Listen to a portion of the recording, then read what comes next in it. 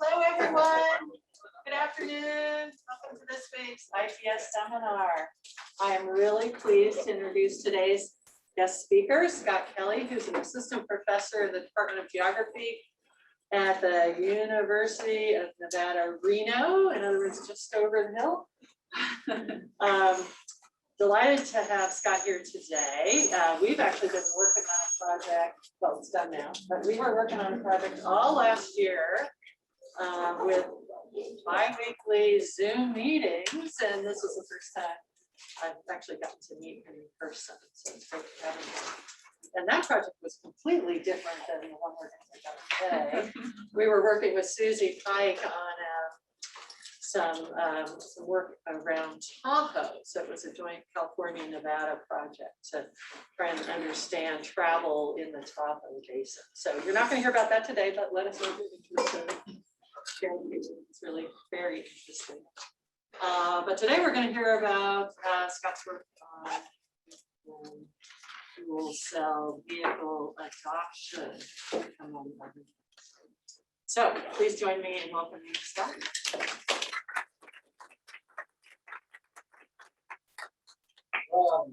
Can everybody hear me in the back? Great. Yes. Teaching 7 weeks now with this on, so I'm still trying to calibrate. Thank you for the introduction, Susan, and thank you, ITS Davis, for hosting me. There will be a little bit of overlap, at least in terms of some method, but not in terms of the application. So I'd like to share today some findings across a group of studies that I've been working on with collaboratively that really examine a relationship between places that matter, right? That's a term geographers sometimes use, or at least sort of in our area, and infrastructure for hydrogen vehicles. Now, I heard at Asilomar yesterday, there was a little bit of a debate about these vehicles. So hopefully this isn't too poorly timed. However, I would like to be clear, I'm not sort of doing any hydrogen advocacy, although there certainly are a lot of great things it can do. And it has some roles that I think are very essential in sustainable transportation transition. So I was at least glad to hear a heads up about that. No work like this can be done independently. So my collaborators, which I'll list out a little bit later as they come up throughout the presentation, at Arizona State University, University of Southern California, and the University of Connecticut, among other institutions, were very integral in helping this work come together. So what motivated me to get into this area, I am a 3-degree geographer. My bachelor's, my master's, my PhD in geography, and even for my department, that's unusual. There's only one other faculty of the 13 of us that has that set of degrees. I was working as a GIS analyst at a company in Phoenix after my master's degree. We were creating aerial imagery and selling it along with information to commercial land developers. I was interested in energy transitions, right? That wasn't the place for me long term. Dr. Michael Hubie at Arizona State, maybe some of you have worked with him or heard of him, called me up when I applied for my PhD and said, "Do I have a project for you?" And it was the best decision I ever made. He was working on a project trying to understand compressed natural gas refueling behavior in Southern California. And what interested me, and still does, is this fundamental question here, which is inherently geographic, right? What are the best locations for initial alternative fuel vehicle refueling infrastructure? I am not the first to stumble on this question by any means. It's been something that many, including many in this room and many online, have been working on for quite some time. And what makes it even more interesting, right, is that many have identified the lack of a convenient refueling infrastructure as a primary barrier to adoption of alt fuel vehicles. There are other barriers, to be sure, right? And I don't mean to say that this is the only one that matters. Of course, petroleum persistence is important. Costs, while that is becoming a little bit better for people to be able to sort of make that transition, it's not cheap, right? And of course, policy and perception matter as well. And this is all sort of influenced by uncertain or at least differing levels of familiarity with these technologies in the public. I was struck by Scott Hardman's paper in particular that came out last year, where he shared the results of a study, and Gil, you might have been involved with that one too, of people in Sacramento being unaware not just of policies and incentives, but vehicles themselves, right, in the heartland of EV policy. So those are some common ones, but there are other sort of issues with diffusion of alternative fuel vehicles, right? There are some that rightly say, aren't you just perpetuating our car-dependent urban form? There are plenty of people out there, right? Still, I've at least anecdotally come across a few, maybe you have as well, wondering about, hey, when driverless vehicles come along, that's when I'll think about transitioning, because then I don't have to think about where to recharge or refuel. Right, so there are a whole lot of complexities involved with the transition. But again, infrastructure is key, right, in order to facilitate this. A lot of my work is what I term, and what some of the people I work with term fast refueling, meaning in this context, people that are nearly entirely reliant, or maybe entirely reliant on a public refueling or recharging infrastructure, right? So yes, I have worked in EV charging and charging station deployment and locations, but primarily it's been in public stations like hydrogen and natural gas. So when we think about where to sort of place these things, oftentimes this is conceived of at a regional or metropolitan scale, where a question is, okay, if we're going to enable a transition, what sort of minimally sufficient infrastructure must we have in place in order to start seeding transitions, right? And so that question means you might have very limited budget to place a very select number of stations. And so the selection of where those go is vitally important to what happens next, right? And so that is a geographic problem, right? Where do you put stations? And again, there's been an awful lot of work done on this subject. And there's no way I can cover it all in one slide, right? It would take multiple slides to fill the work that has been done right in this building, right, on this topic. But if we think about one of the ways that I like to sort of situate this topic, right, this geographic problem of where do we locate infrastructure for alt-fuel vehicles, you can loosely categorize it into a couple of key ways. There are approaches that use techniques from operations research, optimization models, combinatorial optimization in particular, where you abstract a regional network with points and lines, arcs and nodes, and you can do things like minimize travel between likely early adopter home locations or other locations that matter to them and stations. And across the whole network, if you can keep that distance as low as possible or weight it somehow, then that might be one way to go. And that's a way to conceive of demand. Where would people live that might want these vehicles? Alternatively, and this is the technique that my former advisor really found important and essential to consider, is to instead conceive of demand as paths, or in other words, think about where people travel throughout this network in the city. And if you sort of aggregate all of those up and find the location that would capture the most passing traffic, that might be a way to start thinking about where to put the first few select stations. Right, and of course, these have been balanced. You can sort of integrate the best of both in some way. Alternatively, and these are techniques I know and love. GIS, spatial analysis, is a little bit of a different beast. Now, it's not to say GIS and OR are totally separate. We'll kind of touch on that later, but overlay analysis has been sort of another way, an example here, where someone tried to address this question, right? To sort of map out using representations of spatial data that might signal something about who might adopt a vehicle and where they live and where they travel. And if we can overlay enough of these on top of one another, we'll have some sense of where stations might go. And there's been work done at InRail. CARB uses a technique along these lines, the street model from UCI, among others. Those are kind of some big prominent ones. But the most important thing is that if you think about these models, right, and if you are trying to figure out, okay, I can place, or we should locate X number of stations, maybe 5, maybe it's 10, somewhere out there in the community in order to encourage uptake, you got to think about how the behavior related to refueling and driving and travel relates to these models.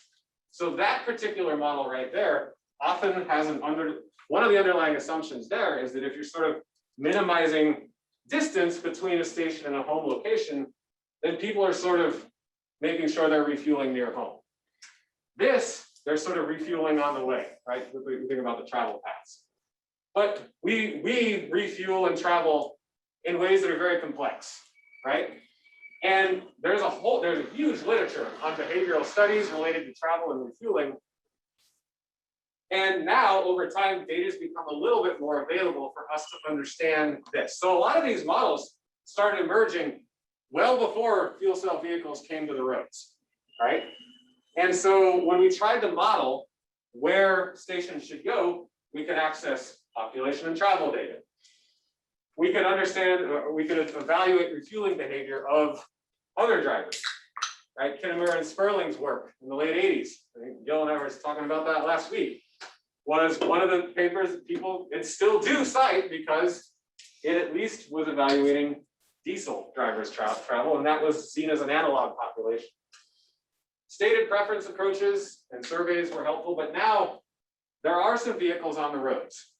And with this, there's an opportunity to empirically evaluate how these people are traveling, where they're refueling, and how they're thinking about where they want stations to be.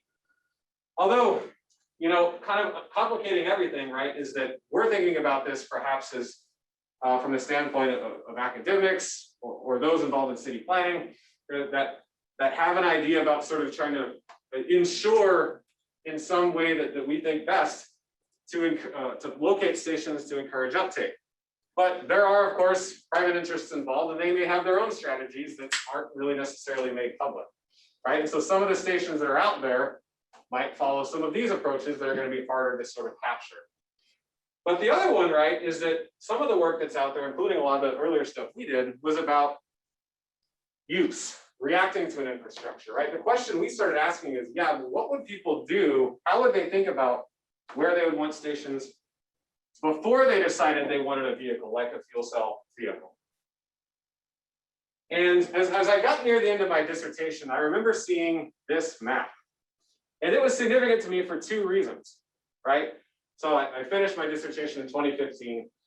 And I've been studying compressed natural gas vehicles for a long time. And a lot of the research on compressed natural gas vehicles was sort of pitched as, well, this is sort of an analog population to the coming fuel cell vehicle drivers and populations. And now, with these stations online at that time, hydrogen started to show some signals of it was now coming. But I do remember seeing this quote as well, right? Which recommended placing these stations here. And as a geographer, I noticed this, right? The absence there in the middle. So there were stations that were being recommended to be built in 5 geographic clusters near where the first likely adopters are likely to live. And again, that certainly does follow some location strategies that align with some behavior assumptions and certainly align with a lot of findings from focus groups, from surveys, those kinds of things. But it does speak to a particular kind of rollout strategy. And now, here we are. I pulled this map from the ARB report that was published earlier this year. And that is the statewide network, right, of hydrogen refueling stations in California. Green have been previously open or currently being used by drivers, and then the newly opened stations as well. And there are probably going to be quite a bit more coming online soon, given some new funding opportunities announced by the CEC and some other agencies as well. But now hydrogen is here, right? I passed this station this morning. That's not what it looked like. It was snowy when I passed through Truckee this morning, but that is the closest station to me in Reno. But it's not just California that has this network of hydrogen refueling stations. Connecticut now is starting to build out and consider expansion of an infrastructure there. Other regions around the world are as well, and other regions of the US are starting to consider it, right? So what role will it have? That's something that story is to be written. Where does the landscape sit right now? Well, in December 2015, so these data come from the Fuel Cell Partnerships by the Numbers page that some of us that have been working on hydrogen vehicles, fuel cell vehicles for a while, been looking at. We can see that there was the uptake, right, started accelerating, slowed down. Earlier this year, there was a big spike. And now we're approaching 12,000 fuel cell vehicles sold. That is nationwide. I mean, most in California. And then stations, we're approaching 47 operational ones. Some stations come online, offline, more on that in a bit. Plenty more being in the permitting phase or being considered right now. So there is now a network of stations and an initial population of adopters to study, to analyze not just how they travel and what stations they consider, but why. And this gave us an opportunity to start asking these people, how did you evaluate the network of refueling stations at the time you made the decision to say, I'm in? Right? What role did the geographic arrangement of stations have relative to other considerations? But also, how did you sort of balance all the criteria that mattered to you? Right? So there has been other work done on understanding the early behavior of hydrogen fuel cell vehicle adopters and how they consider stations. There has been this recent study I like that was produced in 2019 asked drivers why they like the station they like the most, right, from a list of reasons. Some of these are geographic, some of them are not. We know that amenities, performance, and this concept of the fit between the vehicle and the driver, that's come up in some other work that we've done. That was a PhD student that was working on our project as well. This sort of interrelationship, don't worry about it. This sort of relationship, what this is getting at is there are certain people that say, not only does the hydrogen vehicle, the fuel cell vehicle, sort of meet my needs, it fits my lifestyle as well, right? And we'll kind of touch on that in a little bit. But even then, early adopters talk frequently about the number and spatial distribution of stations at the time they adopt. Long before hydrogen vehicles started showing up on roadways around here, it's been long hypothesized, right, that stations near home, work, and the commute route would absolutely matter. And indeed, we see that reflected in these answers here. On the flip side, right, drivers in the same study were asked about what is it about the station you like the least?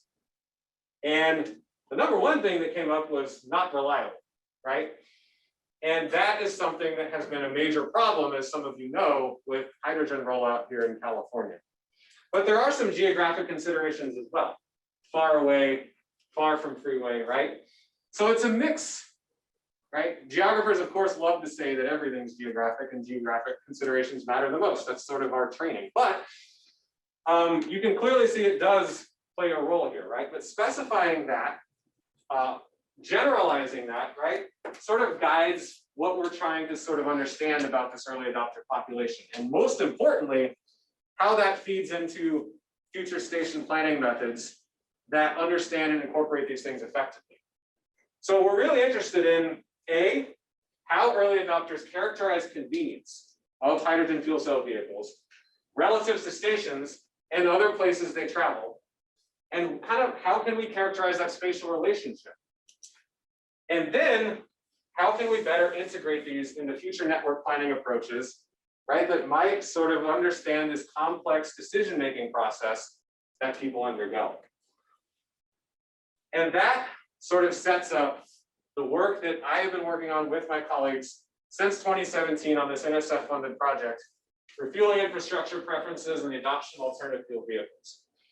I'm going to share two of these studies today, highlighted here and here, that will talk us through an online revealed preference survey, some subsequent network GIS and statistical and spatial analysis.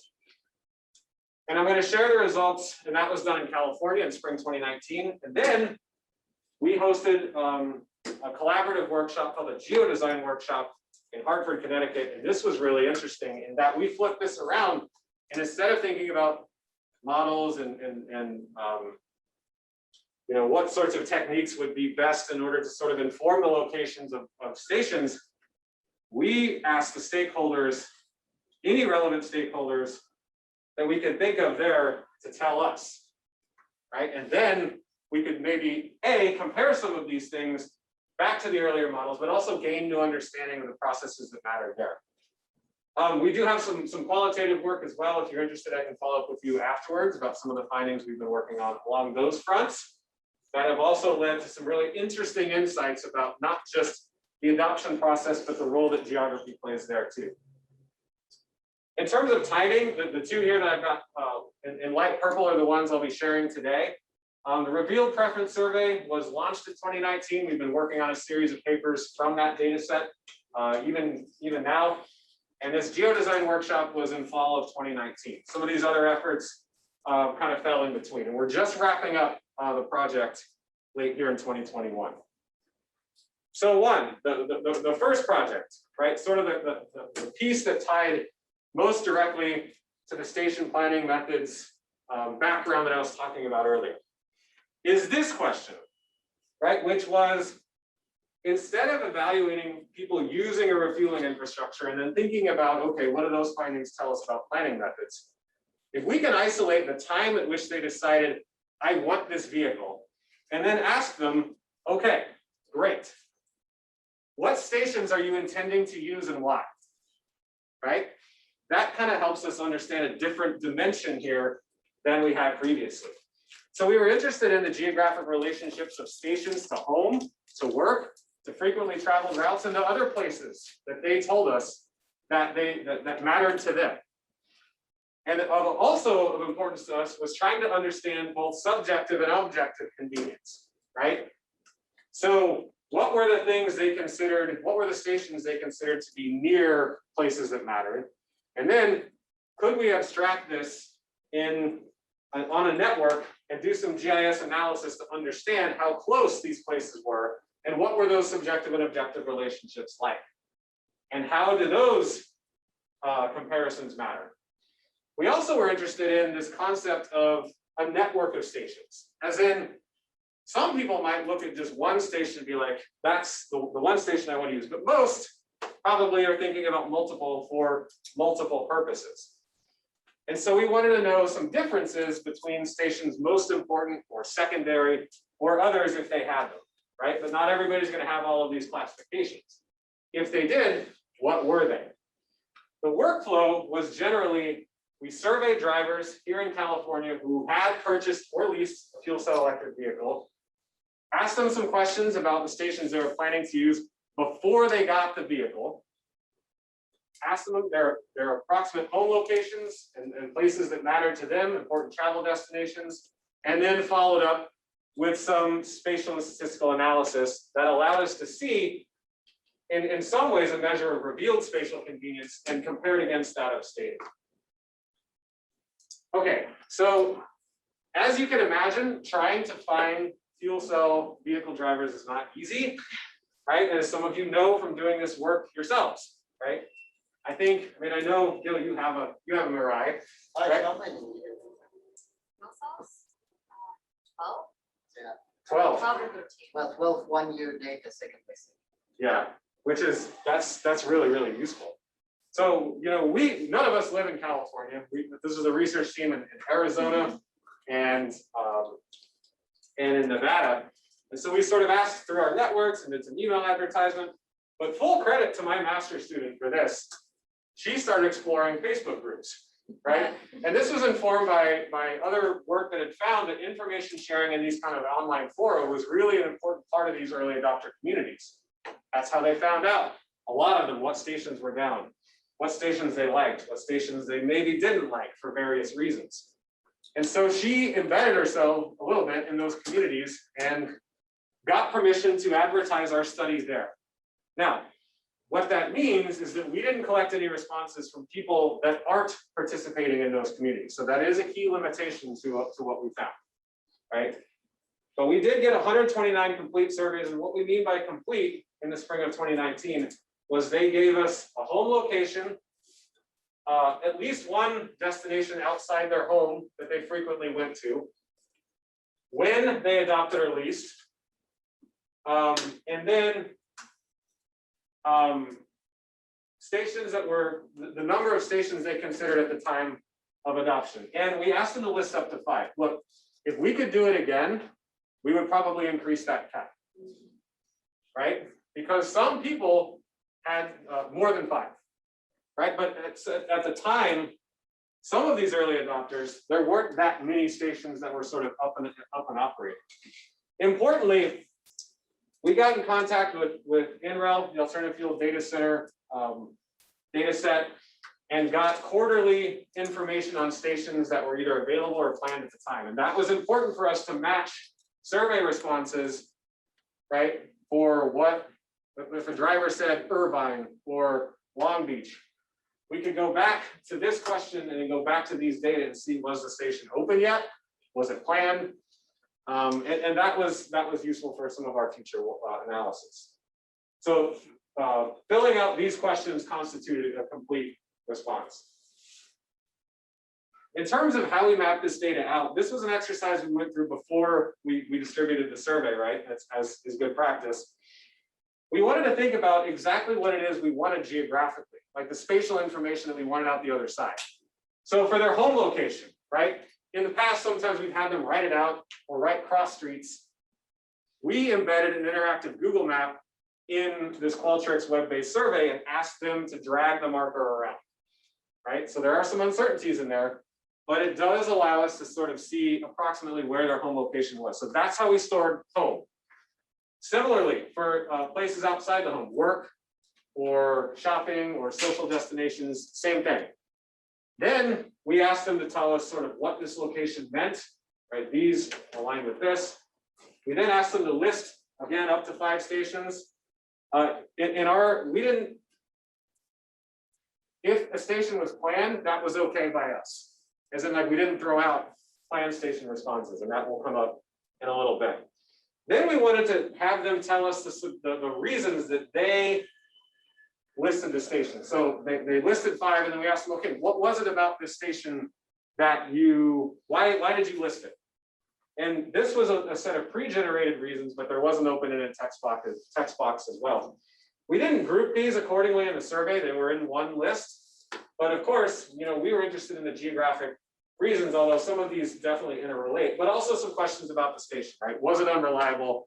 Was there something else about that station that made it appealing or not? And we also wanted to know, thanks to some comments we had on other studies, about was this for weekend or weekday use?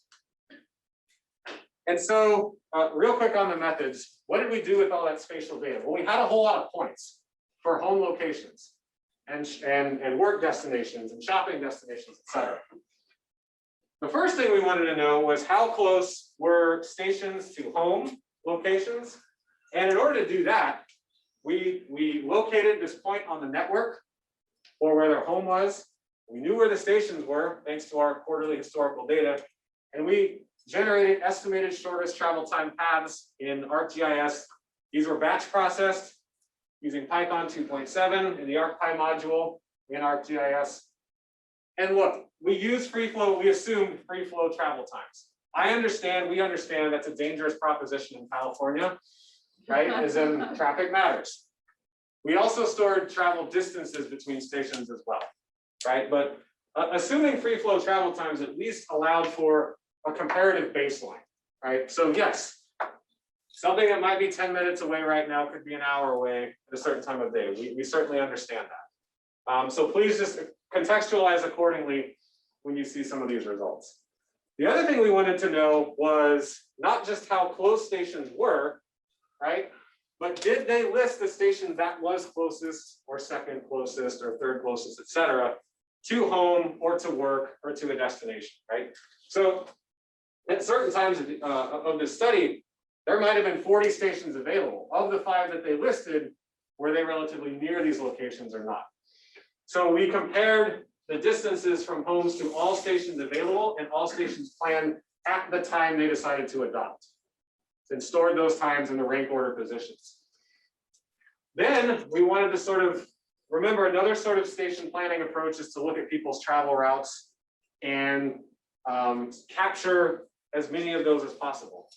One way that you can represent that sort of behavior is through deviation analysis. And so here what we're talking about is we created shortest paths between every home location and destination that they gave, up to 3. Then we inserted each station, either available or planned at that time, as the second stop on that route. And the difference between that route that included the station and that one that didn't, it was a straight shot between the 2, home and whatever the destination was, that's how far out of their way between home and that travel location that someone would have had to go to reach the station. So the shortest travel time path, home to available station to each trip destination, that total minus that total. So here are some examples of what these routes look like based on the data we collected. So this allowed us to look at maps like this and start getting a sense of how people prioritize stations. This is a respondent in Torrance. Anything in red, these red squares are stations they said they were going to rely on. So in this case, the 3 that they wanted to rely on were very close to home. Here were their travel paths, right? That was one destination, there was the second, there was the third that they listed. So those purple and pink routes are the shortest travel time path between home and those routes. So here, this station checks a couple boxes. It's near home and it's on the way to their work location. They subjectively classify it as close to work. And they also say it's reliable. And they also say it's not crowded. These 2 stations, the only subjective reason they gave for it was backup stations, right? Which aligns really well with point number 2, their reliability. These stations in yellow were all along the route and could have been listed, but they did not list them, right? They could list up to 5. That was in 2017. This map, by the way, doesn't distinguish between planned and available. Now let's look at this one in the Bay Area. This is someone who lives near Castro Valley. Please don't, I'm probably not as familiar with the details of Bay Area geography as you are. So this is somebody that has a home location here. Their work location is here. And they said it was, and that's Livermore, right? They said it was near work, which is interesting, right? In their minds, that might have meant like, hey, it might have been the nearest one to my homework commute. Near home, well, that makes sense. This one in Hayward does. And they also say it's near recreation, but they didn't list a recreation destination, right? This one in the South Bay Area near shopping, they considered this was a shopping-based destination, right? So there are differences that we can already start seeing, right, between some of the more prescriptive approaches and some of the way people are expressing to us how they feel about these stations. Okay, so let's get into some summary statistics. Of our 129 survey respondents, 80% plan to rely on more than one. That's not surprising. I actually was more surprised that 20% were 100% willing to adopt, that were at that particular time, they intended to rely on one. And we see even relatively even geographic distribution between those in Los Angeles, the Bay Area, and other is really Sacramento and San Diego. As we start moving out here, right, you see that those that were listing more stations tended to be in the greater LA area, where there are more stations available. At the time of the survey, in January 2019, when Amy really started getting that out through the Facebook group recruiting, that's what the network looked like in terms of orange is available, purple is planned, and these black dots are the home locations of early adopters. And you can see they actually do track more or less consistently, right, with some of the earlier maps that I showed. But of course, there are some outliers, right? And you can see some more, including one here, right? Transfer. Right. All right. So this one was one of the more interesting findings to get to from some of the work that we started putting. When we started putting some of these statistics together, this graphic really jumped out at me. Let me explain a little bit about what's happening here. Anytime you see a circle here, that means a respondent said the station is subjectively near blank, right? And so this blue and white circle pattern, dark blue if they're in San Francisco, the Bay Area, light if it's in LA, the respondent said it's near home, right? The respondent said near home. Okay, so these two, those kind of make sense. This is the estimated shortest travel time routes derived in GIS from their home to the station. So here we're looking at a travel time of 2 minutes-ish. That makes sense. I think many people would consider that near home. On the flip side, we're getting stations up to near 100 minutes away from home that people are saying that is, quote, near home in terms of the stated reason they gave. But most are kind of here in this belt running up to about 20 minutes. Now that starts to help us understand kind of the geographic range of what people consider to be convenient to home. We can see that work decays a little more slowly, right, as in up to about 35. The stations that are considered near work are nearer objectively per shortest travel time estimation to work. And then after about the first 40, it switches. Social, recreational are further. So what constitutes near is shows some variation as well based on the type of location. Right, these do carry implications for location strategies. When we specify a multinomial logistic regression model that compares primary stations, so the first one people listed, the secondary, or those that follow beyond that through fifth, a few other things emerge, right? Secondary stations and those third, fourth, or fifth are less likely to be used both on weekends and weekdays. In other words, primary stations are those that people tended to rely on more, regardless of time of week. Secondary stations, interestingly, right, if we look at the differences between objective and subjective convenience, kind of overall, they tend to be a little less convenient, but still convenient enough for people to list them. But we see that they're less likely to be objectively listed near work and not any difference in subjective, right? So what we did here is we looked at the stated reasons people listed these stations, near home, work, social, or on the way, and found the corresponding objective measures. Were they one of indeed the 3 closest to those locations? So there are some consistencies in subjective and objective measures, and there are places where they diverge. Of note, we find that third through fifth stations tend to be more likely associated as near a social or recreational destination, right? So what that means is that people sort of start stacking together these stations to satisfy different criteria, and sometimes similar ways, and in some ways that diverge. And that got brought to a head with this diagram. What this diagram shows is a compilation of the stated reasons, geographic only, that somebody listed a station. Starting here on the inner ring with their first or primary station, right? So what this means is of the primary stations, just under half said the most important geographic reason to them was that it was close to home. So close to home matters. Then, so each one of these wedges represents one of our respondents as we move out. These are the secondary stations. Why did they list that? So this respondent here said their primary station was near home and their secondary station was near home.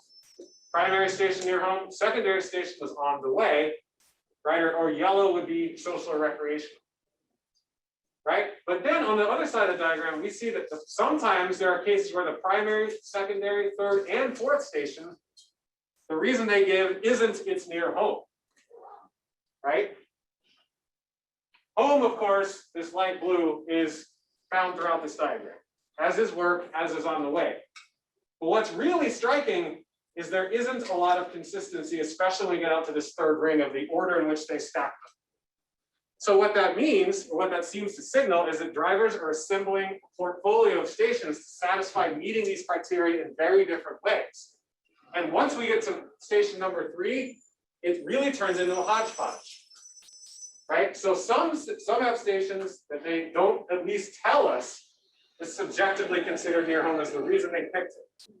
It doesn't mean it's not in their minds, it's just not what they said as the most important geographic reason about it.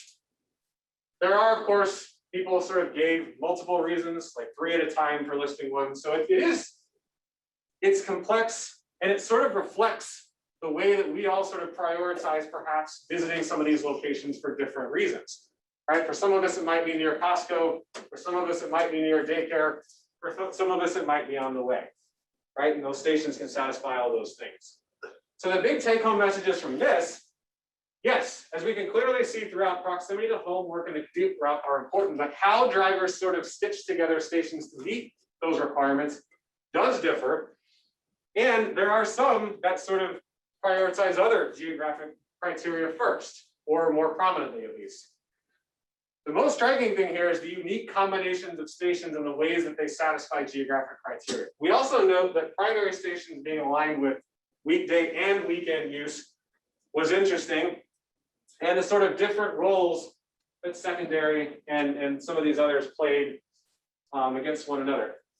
I guess what this sort of suggested to us in a very visible way, from different ways of looking at the data, is that maybe some of those like one size fits all, like minimize distance to home or maximize passing traffic would help some, right, meet those criteria, but maybe not all.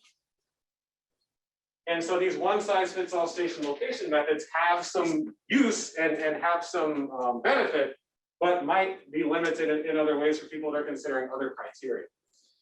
And that's where this came in. And I'll be honest, this was one of the most fun workshops we have ever put together. This was really, really cool.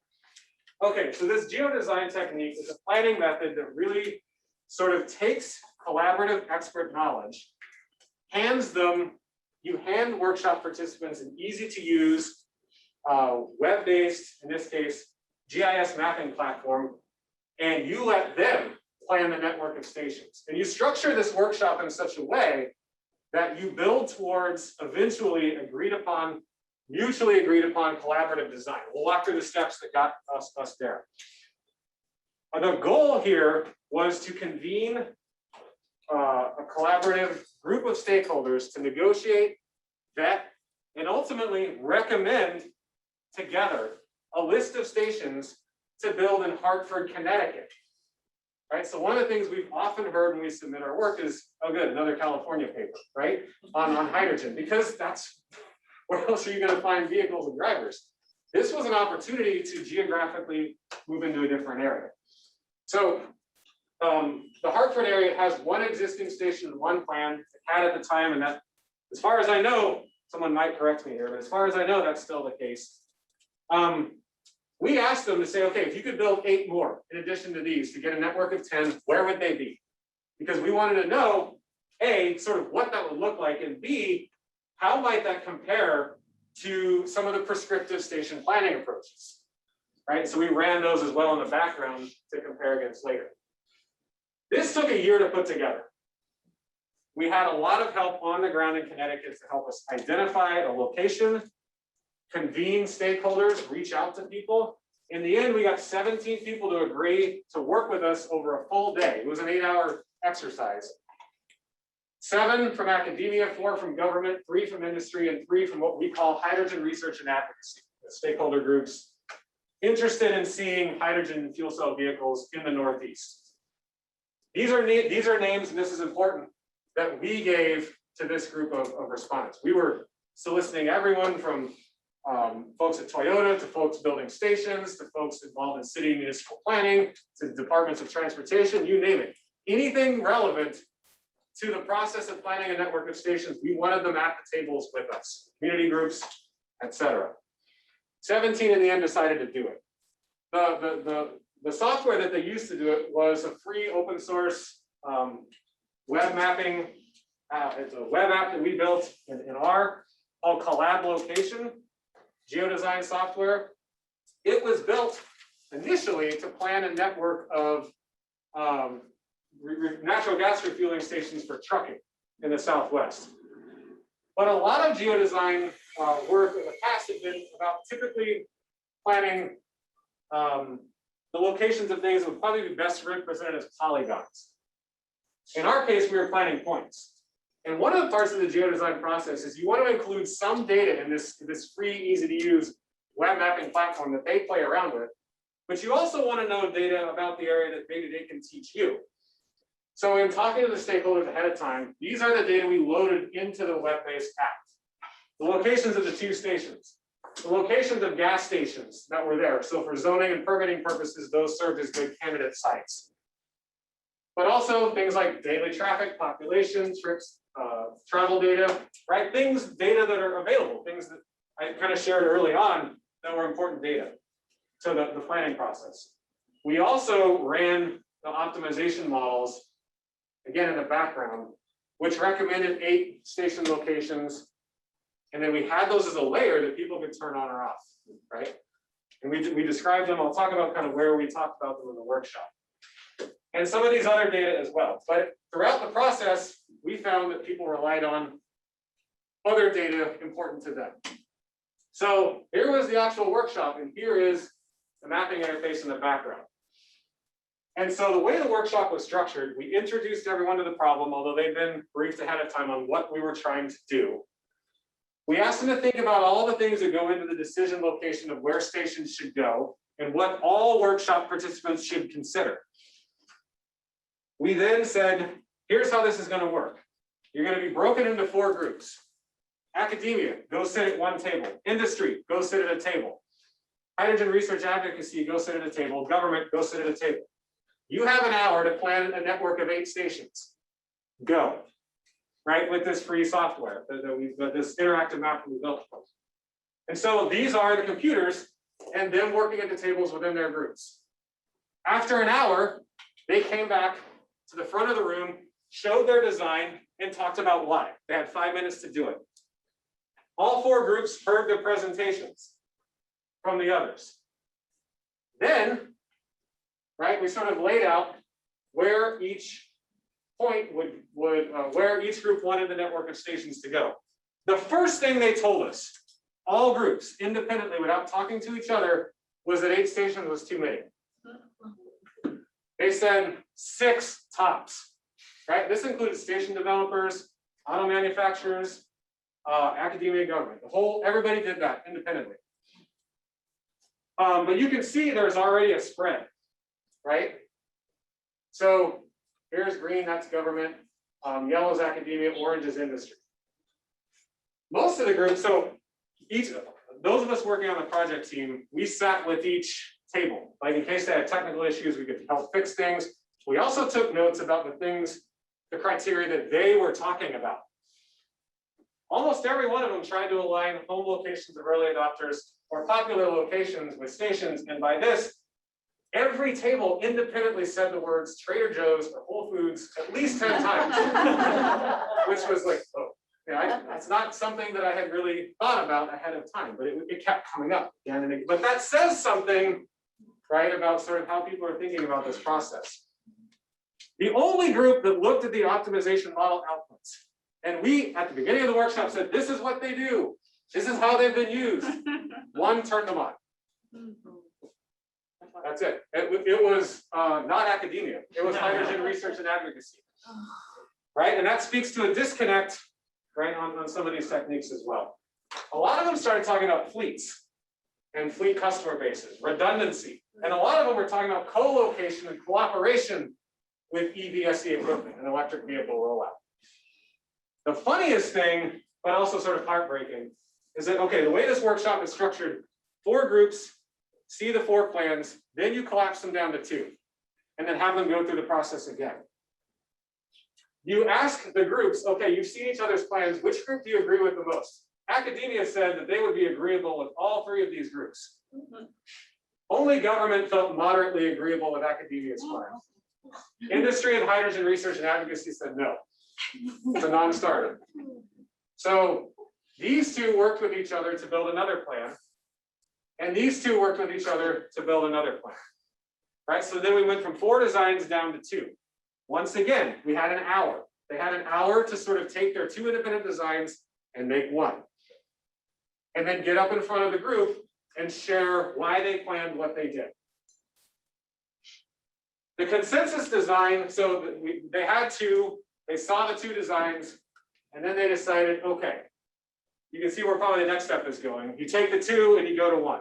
Right? So the group had a full hour after that point to build 1. And this was the final design that they recommended. But the one thing they told us is stop thinking about this in terms of like 8 or 6 new stations. You should think about this as phase 1, 3 stations right here, And then phase 2 after that, near the airport and some of these more commuting routes externally. They also started saying that some of these would align with fleet bases and allow you at least sort of a reliable customer base first. And they would kind of serve multiple market spaces. Finally, these 3, yellow, blue, green, those are the optimization model outputs. Orange is the geodesign workshop. The only places where we really see correspondence, these stations are already in the ground. And then a little bit here, well, we see 2 models plus the workshop output, and then 1 more along the way. But some of these locations identified by the workshop participants were not picked by any of the modeling approaches at all, right? So what does that mean? Well, it means that flexibility and knowledge exchange value in this process is really important. One of the things our respondents told us afterwards was learning from each other these criteria was so valuable. And for us, they were like, we never considered these things.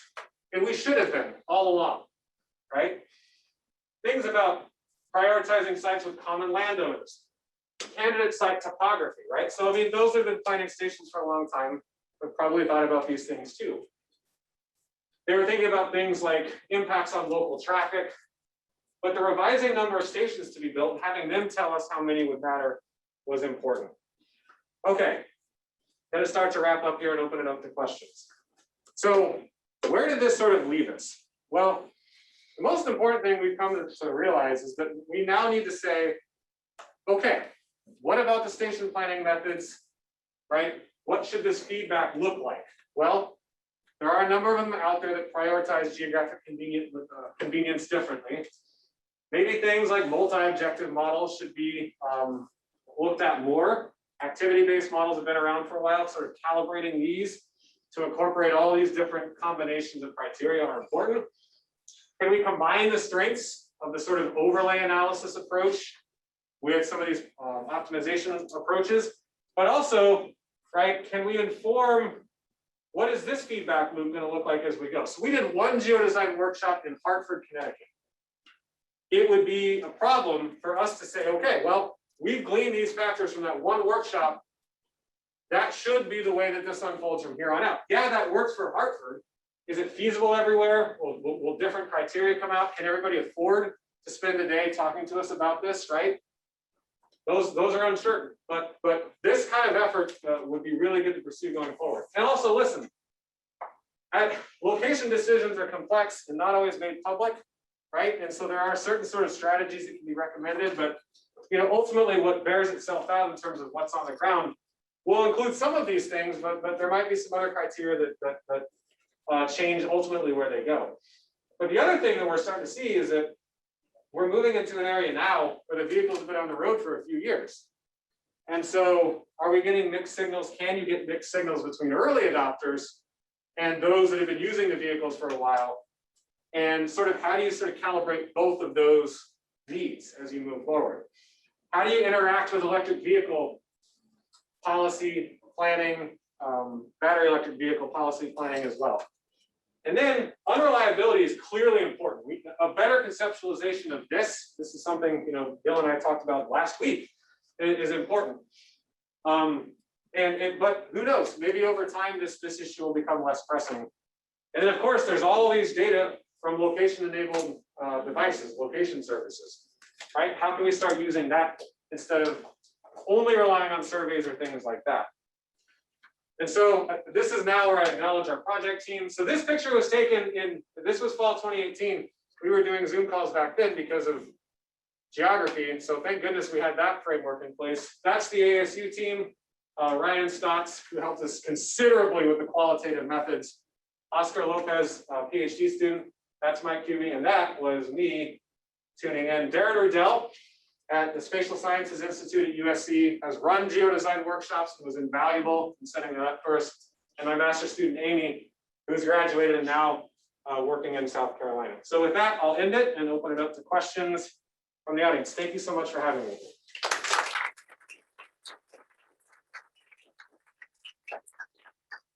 Wow, such a cool mix of methods. I've got all kinds of questions, but we'll let you guys go first. Thank you. It was very interesting to see different methods in order to find what are the best locations. Regarding the first study, I had a question that did you have any information and data about the background and statistics of the respondents, the social one? Because it is very unique as we see. I mean, there are men, women, the age, income, these types of things. So the question was, I think, about the survey, or was it about the geodesign? The first study. The survey. Yeah, so the question was, did the survey design have, income or gender demographics? So that survey was getting really, really long in terms of the geographic locations. So we had a really hard conversation about this, about do we sort of ask that at the end or not? And so in full disclosure, we don't have that information for the responses there. And that could absolutely calibrate or at least contextualize some of what we're seeing. We do have summary statistics, of course, on what sort of the full set of early adopters characteristics are like from the ARB annual reports, but does our sample match that? We found in another study that we did, our qualitative approach, our qualitative study, those characteristics were consistent with that of the full data that was gleaned from ARB, but we weren't able to make that determination from our 129. Yep. It already took about 15 minutes to complete. 15 minutes, that's nothing. When do you guys do the campus travel survey in a couple of weeks? Yeah. That's another question, yeah. Sort of related to his question on demographics. Did the study look into, or will look into, how much accessibility vulnerable populations have to hydrogen vehicle vehicles? The question was, what about vulnerable disadvantaged populations access to fuel cell vehicles? Okay, so that actually is a study that is actively under review right now, that we've been looking at. But it specifically came into play. That particular question came into play right here. Right, we started looking at these maps and started thinking, like, for stations that maybe, so there's kind of two parts to that. Where there's stations that were there that people passed up because maybe they didn't feel like they wanted to stop or use certain stations in certain areas, those kind of things. We wanted to know, did we see systematic signals of that? And we have found some evidence related to that, and that's what's under review. But the second part was, what about, I think the second part was, are there stations in neighborhoods at all for some people? And the answer right now is, that's a priority of the next rollout of the next batch of funding. Right? That was true with electric vehicle charging stations, or is true with electric vehicle charging stations, but I know that is a stated priority of the next batch of hydrogen stations that are supposed to go in place. I realize it's an incomplete answer, but that's what I can say. Okay. There's questions online. Oh, okay. We'll do.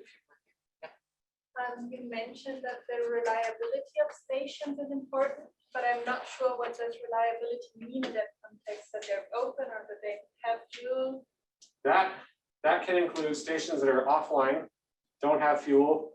I know that some of our respondents, and maybe some people in this room have experienced that, I'm not sure, that pumps can freeze. Gil, has that happened to you? Yeah. They freeze, or they just don't fill it up all the way up, and many problems. Simply, you come and you cannot keep driving with the full tank. Yeah, so there are websites you can go to sort of see in real time, is the station up and running, does it have issues, these kind of things. But there were some, in 2019 and 2020, there were a couple periods of time where a lot of these stations were offline, short on fuel. And there's been a lot of promises made that I've seen, at least in documents, that it's a priority to fix, but that typically refers to going to a station and not being able to get a full tank upon reaching it. And are they private or public or mix? So we're talking here about public retail hydrogen stations, so available for like For the public, but operated by private entities. Yeah, so a lot of these are like co-located with gas stations. The photo I showed from Truckee, it's like a Shell station, but it's on the same property. So there's at least convenience stores and bathrooms and those kind of things with a lot of these stations, yeah. Did the type of hydrogen play a role at all? If it's green, blue, gray, black, industry or research side advocates? That's a great question. Right, Maybe you so, can explain the colors for. okay, so that's, the question there was about the source of hydrogen, right? Does that matter?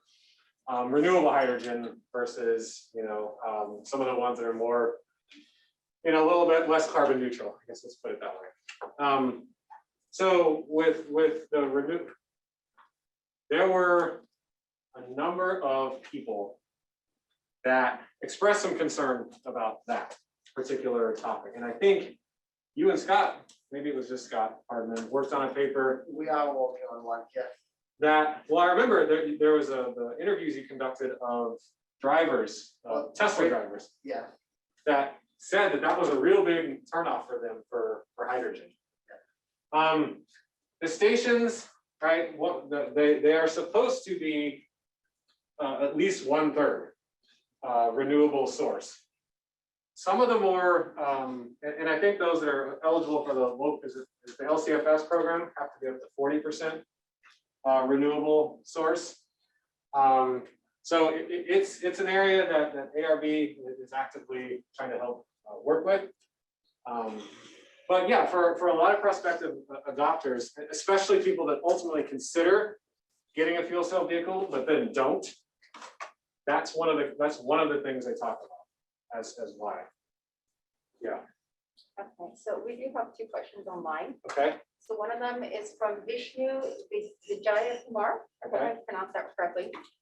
Is there some thought going on to analyze the station reliability from a supply chain point of view? I mean, how to ensure stations don't run out of hydrogen? That is absolutely an active area of work and consideration that ARB has been involved with, and station developers have been involved with, and suppliers have been involved with. I think our conversation with Andrew Martinez at ARB last week, this came up. So because of a lot of the shortage of the last 2 years, there's been a lot of concern, right, about prospective adopters thinking, I don't know, right, if this is going to be happening for 2 years, I'm not sure I want to deal with this on top of all the other uncertainty.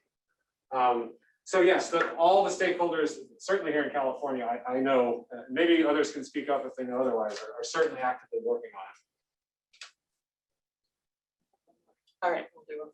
Okay, so the last online question I have here is, what is the impact of possibly needing to evacuate due to fire, flood, earthquake, etc., on adoption of fuel cell transportation? Well, I mean, in the context of limited storage on site, right? At the moment, an unreliable station could lead to a problem. If that's kind of what the question's about. There aren't that many adopters at the moment. I think one of the places where we kind of got a little bit of an insight into this, of course, this summer was the evacuation of a lot of the communities along the Highway 50 corridor in South Lake Tahoe, right? And fuel supplies, even for gasoline, got taxed, right? And a lot of the other communities, in Reno, we've been breathing smoke from fires all summer long. And a lot of communities that were evacuated also, and other places in California, also ran out of fuel, like Susanville, right? When the Dixie fire was starting to make its way towards Susanville and evacuation warnings were starting to happen, stations were running out of fuel. It absolutely is a concern. And that's something that would have to get integrated into station sort of on-site planning and policy, but at ensuring fuel supply for evacuations is a problem not just specific to hydrogen. That's for sure. But yeah, I mean, that's a valid concern at the moment. Gotcha. Yeah, hi. Thank you. It was a very interesting and nice presentation. And so my question is, this geo-design exercise that was conducted, how common it is like among the stakeholders to conduct such exercises to plan infrastructure for like alternative fuel vehicles? To our knowledge, and that's an important qualifier, this was the first time outside of that hydrogen or the CNG trucking exercise, which was basically the same group, that had done this. It's been used extensively in design and community problems elsewhere for other purposes. It's very flexible in sort of how it can be used, right? Even things like planning a bike and a network of bike lanes, or sort of where new developments should go. You know, where to have sort of community gardens. These are just examples I can think of off the top of my head where I've seen people either consider or actively do run these workshops. Darren Riddell, our resident expert on geodesign, he had not run a workshop anywhere close to this particular topic area before.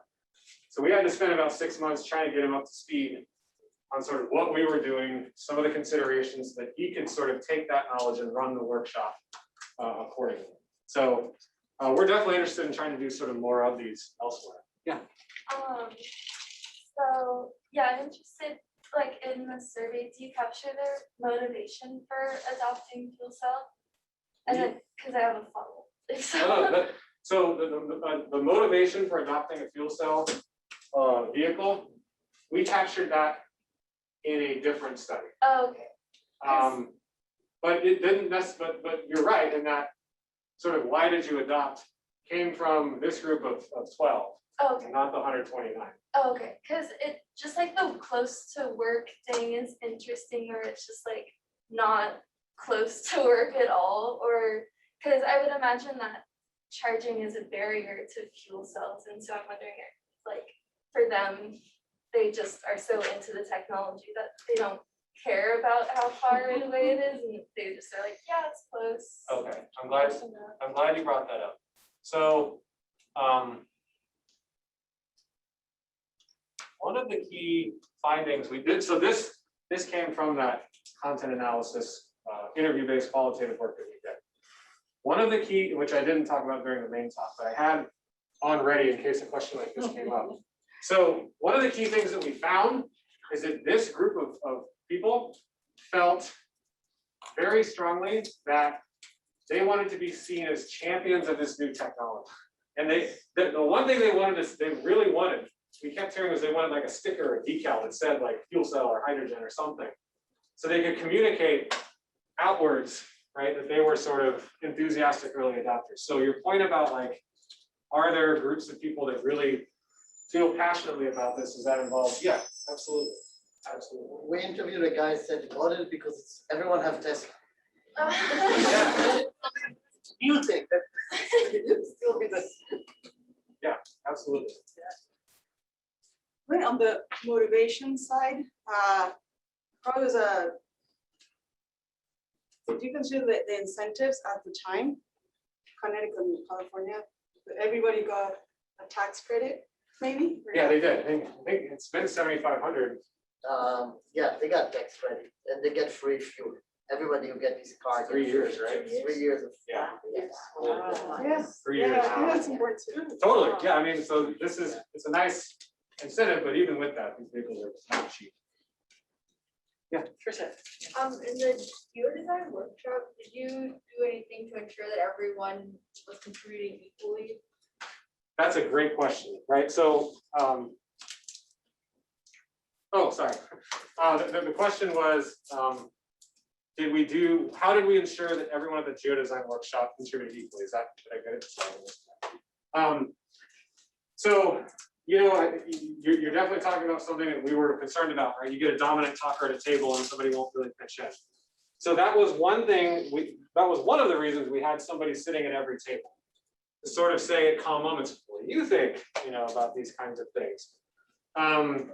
And so, you know, does that completely, you know, ensure that everyone has equal say? No, not necessarily, right?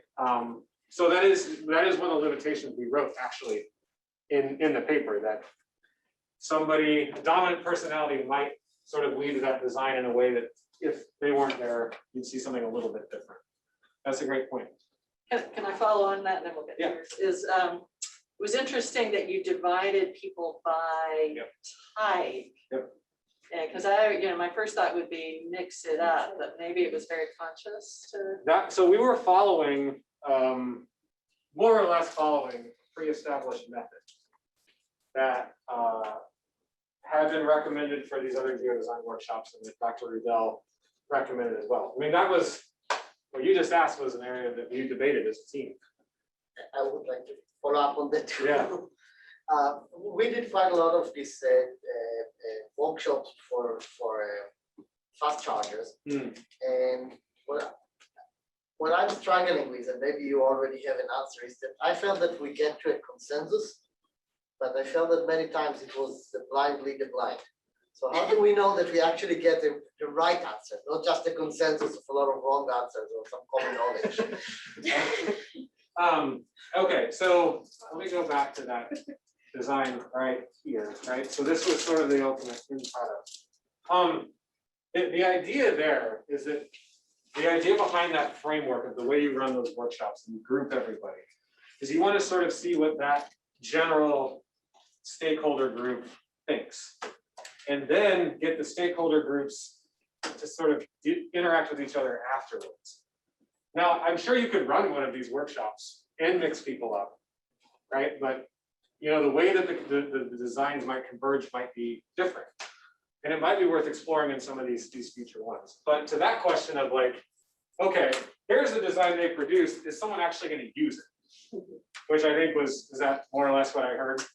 Well, Is it a I'm good thinking design? about, for example, stopping one step earlier and exploring why they end up with different results and what was the motivation for the different results instead of converging into one that we don't really know if it's right or wrong, it's just the one that they agree on. So we saved each design that each group made at each stage, and we did document sort of the things, the factors each group considered. The reason that this particular structure works sort of consensus design is that the end goal is to sort of say to the full community, assuming you got enough of the full community's voice on board, right? And that's sort of the thing that's a limitation of this. Okay, we all agreed across groups that this is the design, right? And that you take this forward and actually try and enact it. So we had a conversation, Joel Reinbold, who works for the Connecticut, he has an office at the Connecticut Center for Advanced Technology, Connecticut Hydrogen Fuel Cell Coalition. He's very passionate about trying to see hydrogen as part of Connecticut's future. We talked to him a couple weeks ago, and he said that, this is anecdotal. He was like, oh yeah, a lot of the OEMs and station developers have been asking for this map, right? Whether that actually happens, I don't know, right? But the idea is that the group does say, this is our collaborative, negotiated design. Now, a lot of these workshops can take multiple days. The one thing Darren said about our workshop was that it was the least contentious he's ever seen.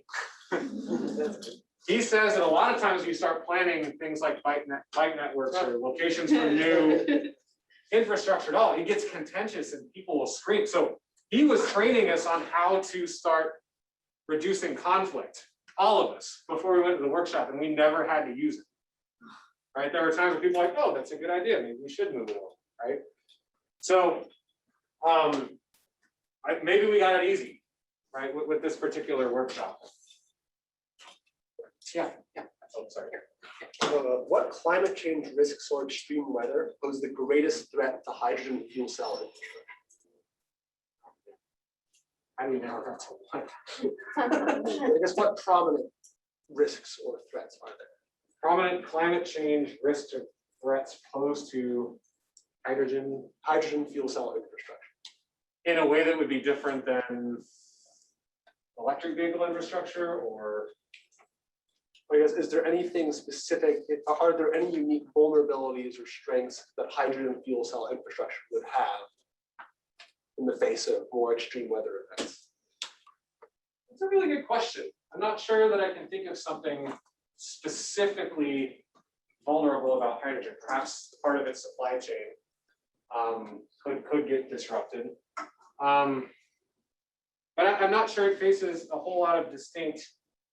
I can't think of anything at the moment in front of a room of all of you. That would be distinct about it. But that is a good question. As you are talking about this study for developing this framework for health, I was thinking, as you're mentioning that people from industry or hydrogen research, they did not find academia agreeable. So I was thinking, do you think, is there a particular reason for that? Was it like conflict of interest? Yeah, I mean, that's a great question, right? It was kind of, it was a weird moment, us running this workshop and academia saying, we agree, we can work with every one of these other groups. And everyone was like, no, we don't want to work with you. And some of the reasons they gave is just like, listen, like, we're on the ground, like we have these relationships, we know some of these intricacies that you don't. Your planner stations like looks nice on a map, but it's never going to work. Was kind of a theme that we heard. Now again, that was one sample, one design, one workshop. Who's to say that the same thing would happen next time? I don't know, but that's kind of what we heard in terms of feedback.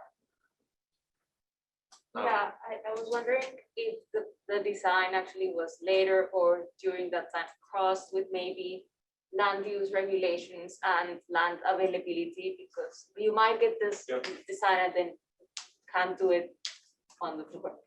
Yeah, exactly. I mean, that was kind of part of it. It's like, listen, you know, we know the zoning policies and like what landowner we can get to put the station here, and you know, I know this person and I know this site would work and that site wouldn't, those kind of things. But after they, you know, after the groups came together, so again, like the information sharing amongst the groups was such a vital contribution to the end product. Every one of those groups walked away being like, oh, I never thought of that. Or I wasn't prominently thinking about that, that makes sense.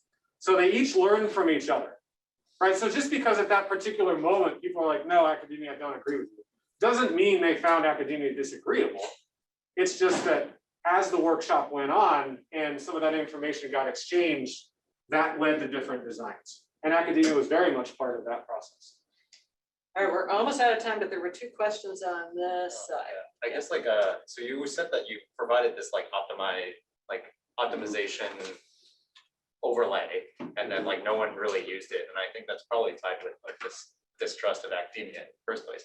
But do you feel like, given that like the original optimization didn't account for like actual what seemed to be like destinations like Trader Joe's or Whole Foods, and like this like, why do you think that discrepancy happened? Is it just because of that? This is a question I think about a lot. And actually what motivated a lot of my early career research has been this disconnect between a lot of these model outputs and where stations actually are. This is something that I've really been like focused on a lot. Can you say that the academic models were only about representing the travel demand? Yeah. So what I was about to get to, Gil's absolutely right. A lot of the inputs for a lot of those models, the choice that we made to run them was on the backbone of traditionally the data that are used to run them, which are like, you know, travel data, population data, those kind of things. Data that are readily available. With the huge caveat that again, these kinds of approaches are often used by private companies, and we may not know exactly what is kind of underpinning those models for trade industry, trade reasons. But that question of like this disconnect, that was one of the main reasons we wanted to do this workshop, was to start getting at this disconnect. Yeah.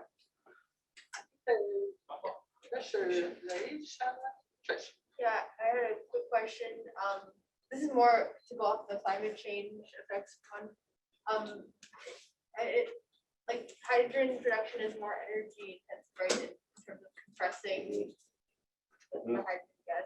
I think that's that'll be less reliable with more like natural disasters. I mean, yeah, there's a couple things there, right? It's sort of talking about the fact that it's a little bit more energy intensive, you know, than something like battery electric vehicle travel, right? Is that kind of what you're getting at? Yeah. Yeah, I mean that's certainly the case right now. And yeah, there's certain parts of the supply chain fuel production that might be sort of made more vulnerable at certain facilities or for certain sources, those kinds of things. But again, I'm very much of the strong opinion that each of these different pathways have strengths and weaknesses. I don't like the competitive way that they're often sort of talked about with one another. But maybe that's something we should talk about after, because I see it's 3 o'clock. So I don't want to start opining up here. Well, I think that's Thank you. a nice note to end on, and thanks for sharing that.